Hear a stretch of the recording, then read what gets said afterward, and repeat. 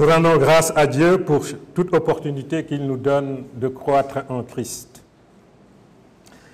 Et c'est la raison pour laquelle nous devons demeurer dans sa parole, car hors de sa parole, nous n'allons pas croître en Christ, mais nous égarer, bien entendu.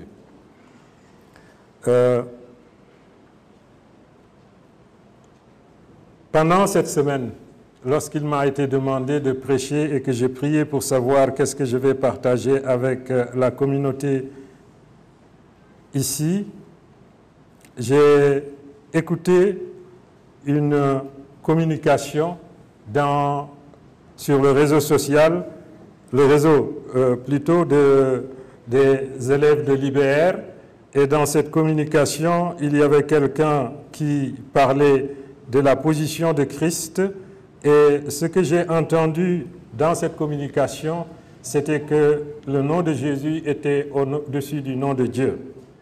Ça m'a un peu alarmé. Le frère Togo dit que l'université est aujourd'hui un lieu où toutes les idées, toutes les déviations peuvent être semées à l'insu, bien entendu, des étudiants. Mais c'est vrai aussi pour l'époque où nous sommes, en réalité, et où nous ne maîtrisons plus grand-chose. Si nous prenons nos enfants comme exemple, lorsque nous sommes dans la maison, nous avons l'impression que nous maîtrisons nos enfants, mais en réalité, pendant ce temps, pendant qu'ils sont dans leur chambre, ils sont avec les médias, n'est-ce pas, qui diffusent toutes sortes d'idées. À travers le téléphone, nous ne les maîtrisons pas. Ce qui est vrai pour nos enfants est vrai aussi pour nos communautés. Aujourd'hui, il y a des télévisions partout, il y a la radio partout. On entend toutes sortes de prétendus serviteurs de Dieu avec des titres ronflants, n'est-ce pas? Et le peuple de Dieu est souvent victime de ces faux docteurs. Mais en réalité, ce n'est pas quelque chose de nouveau. Même au temps des apôtres, les apôtres ont eu à faire face à de telles déviations. Si vous prenez les épîtres du Nouveau Testament, particulièrement les épîtres de Paul, mais aussi de Pierre, de Jean, vous ne pouvez pas lire une épître dans laquelle les apôtres n'ont pas à faire face à des faux enseignements qui pouvaient affecter les communautés. L'épître aux Galates, avec les judaïsants qui voulaient pousser les chrétiens à fonctionner comme les juifs, n'est-ce pas? L'épître aux Corinthiens avec les déviations concernant les dons charismatiques. Si vous prenez l'épître aux Éphésiens, aux Colossiens dont je vais parler, eh bien c'est exactement la même chose. Guérir et prévenir seront toujours le travail des pasteurs. Prévenir ce qu'on voit de loin qui vient, guérir ce qu'on n'a pas pu prévenir et qui est entré dans l'Église. Donc, en écoutant cet élément qui avait été sur le réseau social, je me suis dit que, eh bien, cette parole va certainement affecter beaucoup de chrétiens en mal. Et il est absolument vital, normal, de remettre les pendules à l'heure pour ce qui nous concerne en toute opportunité qui nous sera donnée de pouvoir enseigner le peuple de Dieu. L'apôtre Paul a eu à faire la même chose lorsqu'il était en prison à Rome. Il a reçu une délégation qui lui a fait comprendre que des enseignants sont venus à Colosse qui ont enseigné que Jésus-Christ n'était pas au-dessus de tout, mais qu'il était simplement une de ces créatures émanant de Dieu. Alors, l'apôtre a jugé bon de s'attaquer à la plaie tout de suite.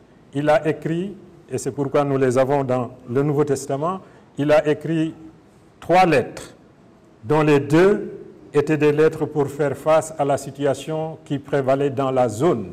Ce n'était pas seulement l'église de Colosse affectée déjà, mais aussi toutes les églises alentours, toutes ces églises, Éphèse, Smyrne, Laodicée, qu'il fallait protéger, alors qu'il était prisonnier à Rome. Donc il a écrit l'épître aux Éphésiens dans le but de prévenir les autres églises et l'épître aux Colossiens afin de s'attaquer au mal même dans la ville de Colosse. La troisième lettre était plutôt pastorale, qui contient un seul chapitre, c'est l'épître à Philémon, qui est plutôt une lettre pour réconcilier Philémon avec Onésime. Combattre l'hérésie, combattre l'erreur, nous en aurons toujours besoin. L'erreur peut venir de moi, l'erreur peut venir de quelqu'un d'autre, mais nous avons à veiller à ce que nous demeurions dans la parole de Dieu, c'est absolument nécessaire. Il y a deux sujets dans l'Écriture qui sont des sujets qui nous dépassent. Un des sujets, c'est Dieu lui-même dans son être qui se présente à nous dans l'Écriture comme Trinité. La Trinité devient un grand problème pour le cerveau humain. C'est normal. Il y a un deuxième sujet, c'est l'incarnation. Le Fils de Dieu apparu parmi nous. Jésus n'est pas seulement un homme, mais il est Dieu, fait homme. Ce sont deux sujets très vastes, sans lesquels nous ne pourrions pas connaître Dieu ni être sauvés, mais qui en même temps, dans les réflexions, peuvent nous porter à faire des formulations, à énoncer des enseignements qui peuvent nous éloigner de la parole de Dieu. Quand il s'agit de la Trinité, il faut qu'on se dise une chose. Dieu restera toujours un mystère pour nous, même pour l'éternité. Nous le contemplerons, mais nous n'allons jamais le dévisager, nous n'allons jamais le démonter comme on démonte un ordinateur, comme l'ADIO démonte les moteurs de l'EDM, n'est-ce pas? Ce ne sera pas possible. Si nous devions pouvoir le faire, eh bien, ça voudrait dire que nous serons au-dessus de Dieu. Car expliquer, c'est dominer. Cette compréhension de Dieu dans son être ne nous sera jamais donnée, parce que nous resterons toujours des créatures, même dans l'éternité. C'est la raison pour laquelle il faut se faire la raison de considérer comme normal et raisonnable le fait de ne pas pouvoir démonter Dieu. Malheureusement, certains s'y cherchent à le faire en énonçant sur Dieu des choses qui peuvent en réalité aller à l'encontre de l'Écriture. Dieu ne peut être connu, nous dit l'apôtre Paul dans 1 Timothée, chapitre 6, versets 15 et 16. C'est lui qui manifestera Christ, lui le bienheureux et seul souverain, le roi des rois et seigneur des seigneurs. Je disais tout à l'heure, la Trinité, c'est un tout. Ce qui est dit de Christ est dit du Père. Du Christ, il est dit qu'il est le roi des rois, seigneur des seigneurs. Du Père, il est le roi des rois, seigneur des seigneurs. C'est tout à fait normal parce que Dieu n'est pas composé. Dieu est Dieu. Lui seul possède l'immortalité, lui seul habite une lumière inaccessible que nul homme n'a vu ni ne peut voir, à qui appartiennent l'honneur et la puissance éternelle. Nul donc ne peut connaître Dieu. S'il n'y avait pas la révélation de Dieu, nous n'aurions jamais une idée de Trinité. Toutes les religions ont soit inventé une unité absolue, c'est le cas de l'islam, pour qui Dieu est une seule personne, ou alors le polythéisme pour qui les divinités, il y a des divinités en multiplicité, n'est-ce pas? C'est le cas des Grecs. Ça veut dire que l'homme lui-même ne peut pas se faire une idée exacte de Dieu. Nous ne connaissons Dieu que parce que Dieu s'est révélé. Et cette révélation, c'est sa parole. Jean chapitre 6, verset 46 le dit, « Nul n'a vu le Père, sinon celui qui vient de Dieu, celui-là a vu le Père. » Et celui-là, c'est le Christ. Et c'est pour cette raison, cette inaccessibilité de Dieu, qu'il y a un garde-fou dans le livre de l'Exode, au chapitre 20, verset 4, où Dieu interdit aux hommes de se faire une représentation de lui. Vous ne pouvez vous faire aucune représentation qui soit Dieu. Ce n'est pas possible. Je ne le peux, vous ne le pouvez. Ne vous faites aucune représentation de ce qui est dans les cieux, sur la terre, sous la terre, pour dire c'est Dieu. Parce que vous ne le pouvez pas. Votre cerveau, mon cerveau, est trop petit pour ça. Et c'est la raison pour laquelle, lorsque nous cherchons à connaître Dieu à travers l'Écriture, nous devons le faire avec humilité. Malgré notre entière foi en Dieu, certaines déclarations et faits rapportés par la parole de Dieu restent de véritables défis à notre intelligence humaine. L'apôtre Pierre disait ceci dans 2 Pierre, chapitre 3, versets 15 et 16. « Croyez que la patience de notre Seigneur est votre salut, comme notre bien-aimé frère Paul vous l'a aussi écrit, selon la sagesse qui lui a été donnée. » Paul lui-même le dit dans l'Épître aux Éphésiens au chapitre 3. « Vous pouvez connaître l'excellence de la révélation qui m'a été donnée, dit Paul. » C'est ce qu'il fait dans toutes les lettres où il parle de ces choses, dans lesquelles il y a des points difficiles à comprendre, dont les personnes ignorantes et mal affermies tordent le sens, comme celui des autres Écritures, pour leur propre ruine. Et c'est la raison pour laquelle nous devons nous tenir à ce que Dieu nous révèle de lui-même, faire l'effort de comprendre l'Écriture correctement, ne pas nous en éloigner, c'est ça, demeurer en Christ. Nous ne demeurons pas en Christ lorsque nous nous écartons de la parole de Dieu, ni au-delà, ni en deçà. Ce que Dieu a révélé de lui est écrit dans la parole. C'est pourquoi nous avons cette formule qui se trouve dans la bouche de notre Seigneur lorsqu'il était confronté à la tentation. Il est écrit. Mais ce « il est écrit », Satan aussi peut l'utiliser, et il l'a utilisé lors de la tentation. Il a dit au Seigneur, il est écrit, tu peux te jeter d'en haut, eh bien il veillera sur toi. Le Seigneur lui a répondu, il est aussi écrit. Car lorsque nous voulons interpréter l'Écriture, nous n'allons pas prendre un verset et l'interpréter. Nous allons interpréter dans le contexte de l'Écriture, dans l'ensemble de l'Écriture, pour ne pas nous égarer. Nous sommes des êtres humains. Et la tentation qui a guetté Moïse peut nous guetter. C'est-à-dire, nous avons été créés avec la curiosité. C'est une qualité humaine, mais ça peut être un défaut. C'est une qualité humaine qui fait avancer la science. Sans la curiosité, la science n'avancerait pas. Mais, attention, cette curiosité devrait se fixer des limites. Lorsque, dans le livre de l'Exode, au chapitre 3, Moïse a vu le buisson ardent, qu'est-ce qu'il a fait? Il a essayé de faire un détour pour essayer d'expliquer ce qui se passe. Et Dieu lui a dit quoi? Attention Moïse, cette fois-ci, le lieu sur lequel tu te tiens est saint. Enlève tes chaussures. Ici, il faut être à genoux. Devant la parole de Dieu, il faut être à genoux. C'est par l'humilité que nous devons passer. Alors, quand j'ai entendu cette parole qui prononçait, cet homme qui prononçait cette parole, le nom de Jésus au-dessus de tous les noms, c'est vrai. Si vous le prenez, par exemple, dans Philippiens, chapitre 2, verset 5 et suivant, il est bien dit là-bas qu'il n'y a aucun autre nom qui ait été donné et que le nom de Christ est au-dessus de tous les noms. Si vous prenez ce seul verset, jusqu'à l'appliquer à Dieu lui-même, vous faites fausse route. Lorsque nous étudions l'Écriture, nous devons nous poser la question dans quel contexte et pourquoi l'apôtre Paul a écrit cela. Et il vous suffit d'aller dans l'Épître aux Colossiens au chapitre 1, les versets 15 à 20, pour savoir pourquoi Paul a écrit ce qu'il a écrit dans Philippiens, chapitre 2, verset 5.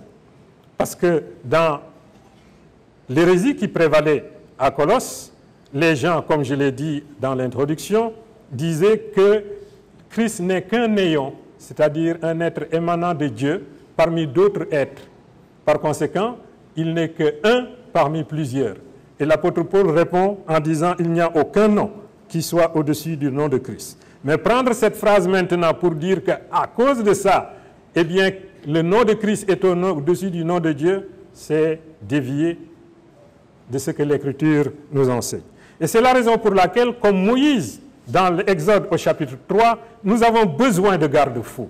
Et en ce qui concerne la Trinité, je voudrais partager 4 garde-fous. Lorsque nous cherchons à comprendre ce qui nous est dit de la Trinité, il y a 4 garde-fous qui peuvent nous protéger contre des déviations, sur la compréhension que nous avons de ce que Dieu a révélé de lui-même en tant que Trinité.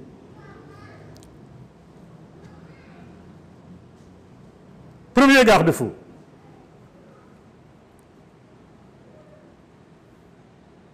quoique la Trinité soit incompréhensible par le cerveau humain, gardons-nous de comprendre ce que nous est dit de Dieu en tant que Père, Fils et Saint-Esprit.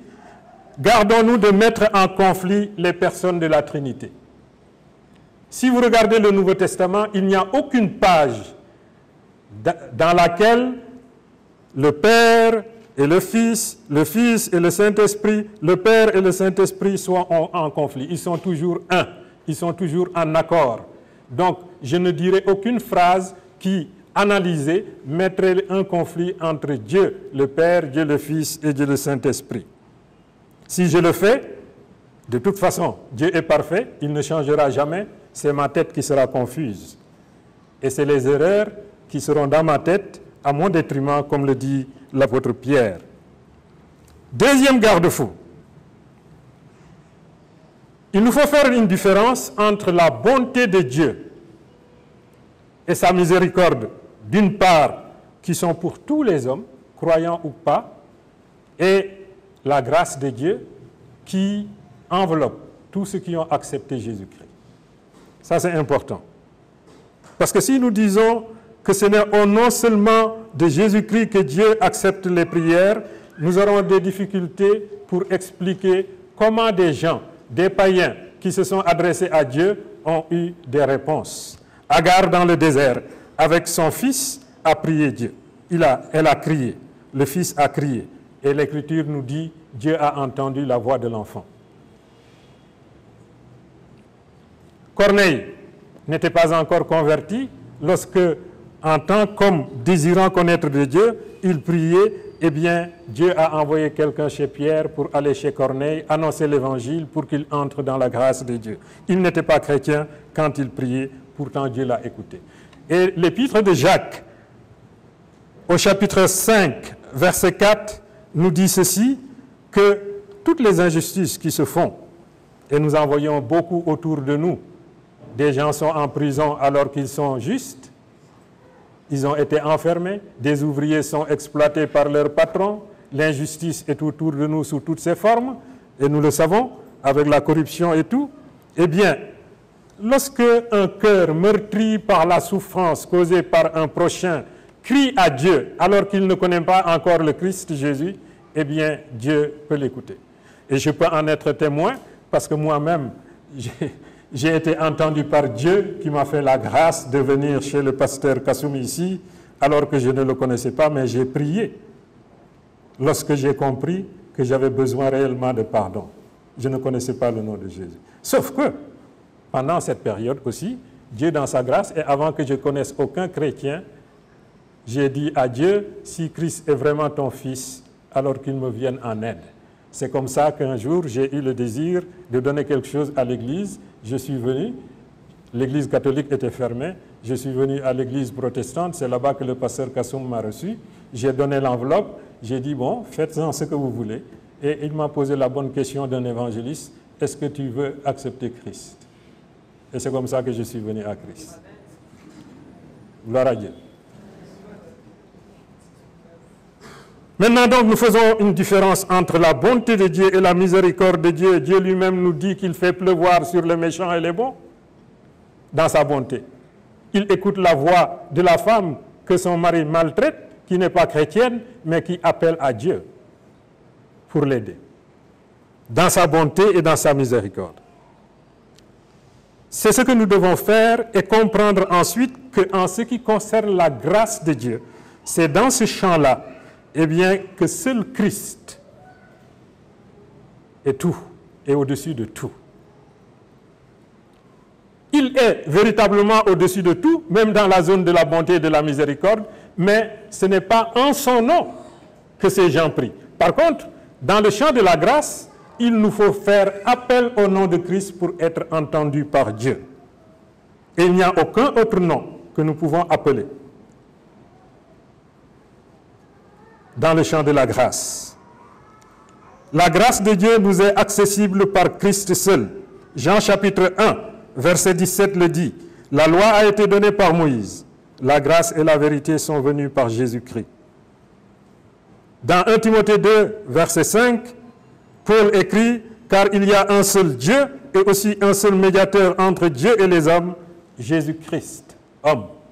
Il n'y a pas de possibilité de contourner Jésus-Christ pour arriver à Dieu dans le champ de la grâce et de la rédemption.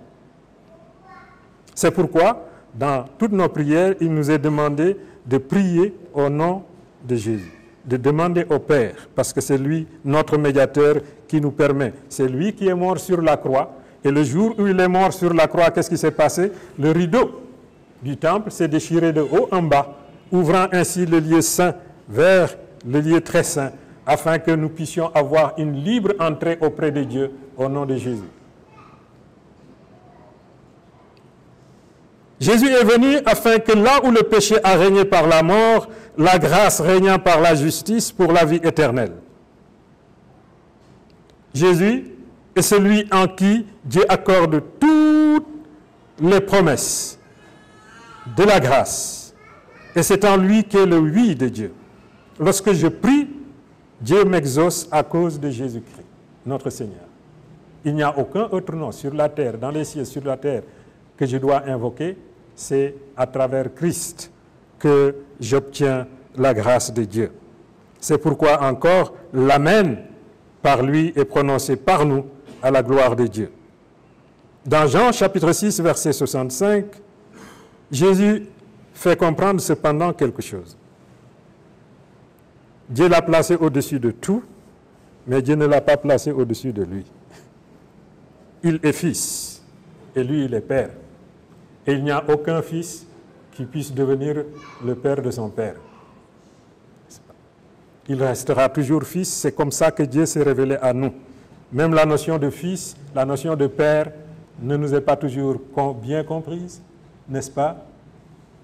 Mais en réalité, nous avons tout ce qui est nécessaire que nous devons comprendre dans la parole de Dieu si nous ne nous écartons pas de la parole.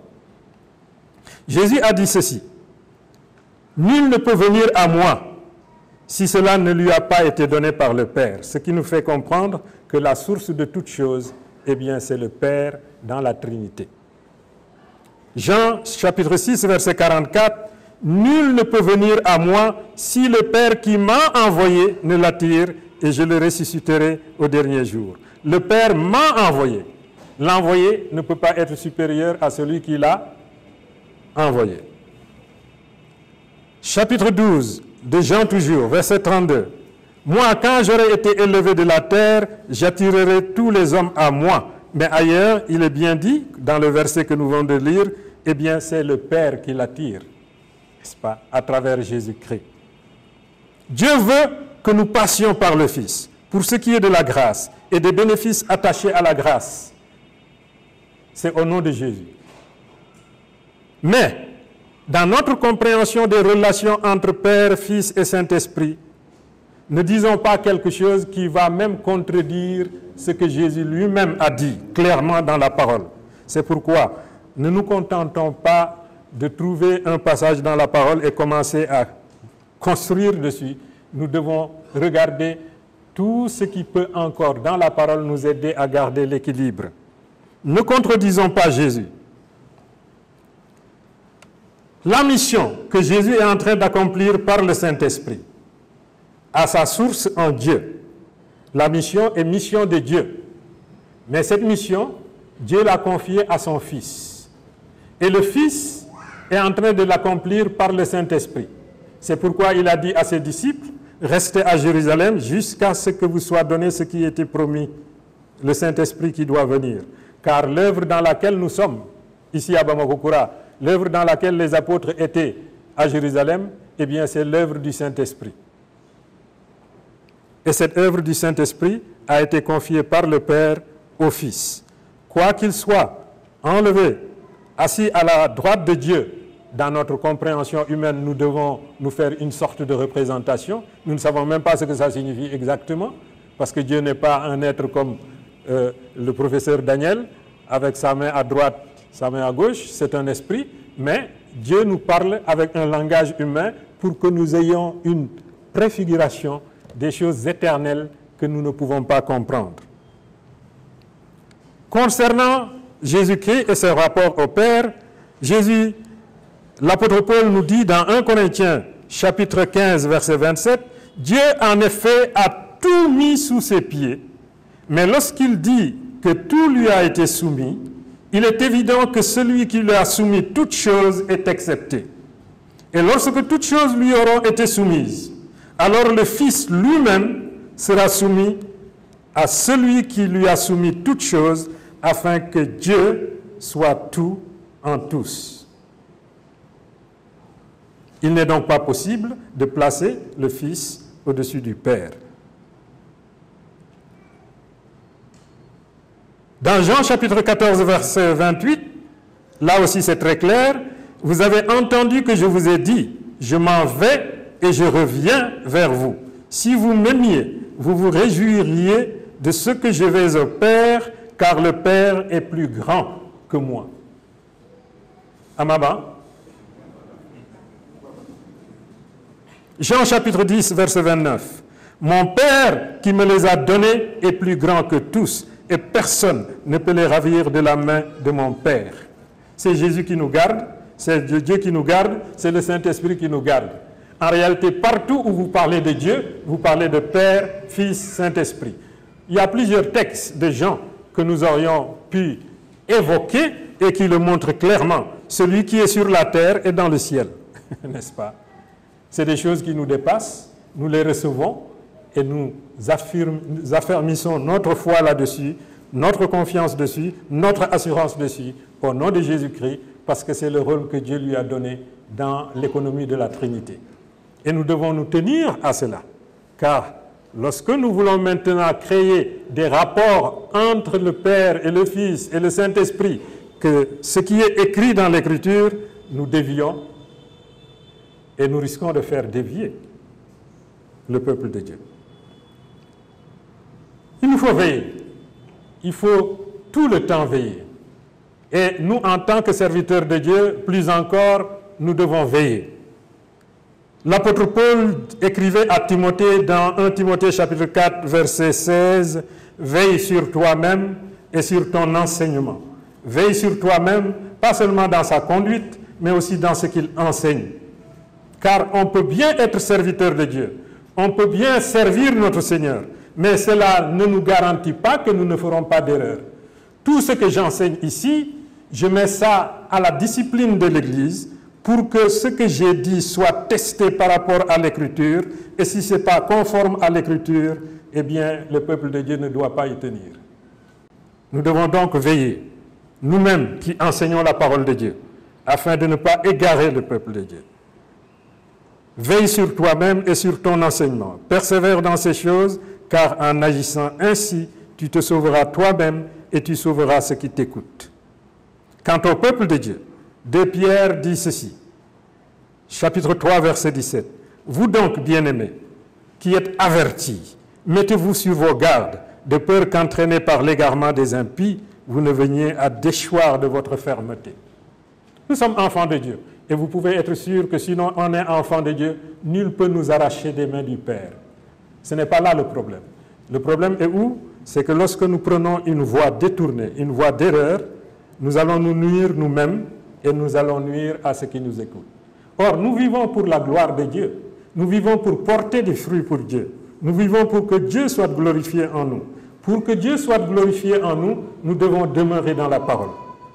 Et c'est la raison pour laquelle il est bon, lorsque nous entendons de tels enseignements sur les ondes, qu'on puisse revenir sur l'Écriture, rester sur l'Écriture et pousser le peuple de Dieu à rester sur l'Écriture. L'Écriture et l'Écriture seule, ni plus ni moins, pour que nous marchions en Christ, pour que nous demeurions en Christ. Si donc il vous arrivait à entendre cet élément que j'ai entendu, je vous donne ces paroles. Et je vous adresse ces 4 garde-fous, afin que vous preniez garde vous-même, frères, de demeurer dans la parole. C'est ce que Dieu nous demande. Que Dieu vous bénisse. Seigneur notre Dieu, notre Père, nous te rendons grâce pour tes bontés envers nous, pour ton amour qui ne cesse de se manifester, pour le travail magnifique que le Saint-Esprit est en train de faire à travers les outils que tu as choisis, afin que nous puissions glorifier ton Saint-Nom et que le peuple de Dieu demeure en toi. Nous te prions, Seigneur, d'éloigner de nos pensées tout ce qui n'est pas conforme à ta parole, de nous enseigner ta parole, de nous rendre disponibles pour la compréhension de ta parole, afin que nous puissions marcher d'une manière digne de toi et te servir et te glorifier, porter du fruit et ne pas être dans une situation qui serait préjudiciable pour nous dans notre marche avec toi. Bénis le peuple de Dieu ici réuni. Accorde-nous un bon dimanche de repos. Accorde à chacun une bonne semaine. Dans cette semaine de la famille dans laquelle nous allons entrer, nous te prions pour tous ceux qui seront orateurs et pour tous ceux qui vont participer, afin que tout ce qui aura été donné comme enseignement, ce qui va être donné comme enseignement, nous édifie et nous donne à mieux t'honorer dans nos familles, dans nos couples, et cela pour la gloire de ton nom. Nous continuons de prier pour notre pasteur. Nous te remercions pour l'amélioration de sa santé et nous prions pour sa pleine guérison. Soit avec le pasteur Dakou dans le travail qu'il fait pour le district. Bénis chacun d'entre nous, garde chacun d'entre nous et que ton nom soit glorifié en chacun de nous. Au nom de notre Seigneur très glorieux, Jésus-Christ de Nazareth, ton Fils bien-aimé. Amen, Seigneur.